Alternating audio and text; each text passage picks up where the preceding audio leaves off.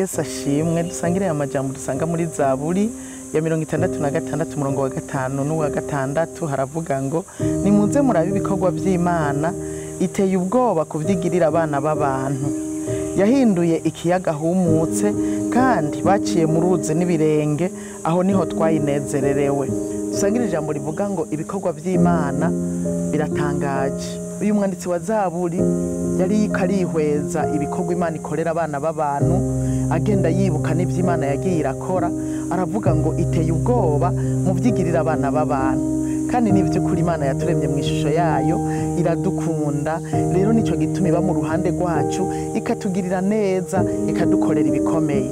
Ariko hayibutse cyane cyane kahise k'Abisirayeli, ingene Imana yabakoreye ibikomeye, ingene Imana yabakoreye ibihambaye. Yibuka ukuntu Imana yabajabukije ikiyaga gitukura bahaca nk'ahumutse.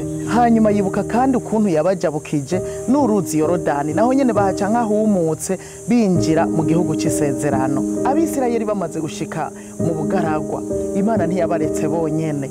Aravuga ngo ibi bikorwa birahambaye kandi biteye ubwoba. Ni vy'ukuri Imana yacu ikora ibikomeye, Imana yacu irarokora. Yaraturemye turema mu ishusho ryayo, ariko ntiyaturetse twenyene. Ibana natwe, ikagenda itugwanira intambara, ikagenda idukorera ibihambaye, mbere birengeye ugutahura kwacu. Abisirayeli barabizi neza ukuntu yagiye bagwanira intambara, hamwe ikabarungika mu rugamba bakagenda bakagwana bagatsinda, n'ikindi gihe yanabagwanira batigeze bonona ingufu zabo basohora gwanishwa byabo kugira ngo bagwane. Imana ikabagwanira gutyo gusa batigeze baruha. Na n'uyu munsi mu gihe cyacu niko biri, hari intambara nyinshi Imana itugwanira tutiriwe turagwana tutamenye nuko byagenze. Hari n'izindi ntambara tubamwo tukagenda tubona Imana iduha intsinzi. Imana yacu irakomeye, ibyo dukorera kandi birakomeye. Undi mwanditsi wa Zaburi yaravuze ngo uhora hasumba byose ateye ubwoba, n'umwami ahambaye aganza isi yose.